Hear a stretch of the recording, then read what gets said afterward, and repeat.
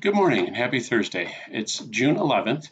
We're rapidly approaching the end of the last full week of school. So please check school tool.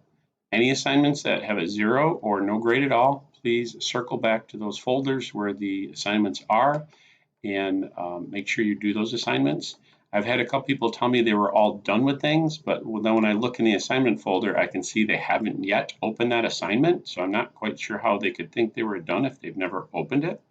So please double check. As always, shoot me a quick question. If you're like, hey, Mr. Redding, I don't understand where this assignment is, or I don't understand something about this, let me know. I will get back to you as soon as possible.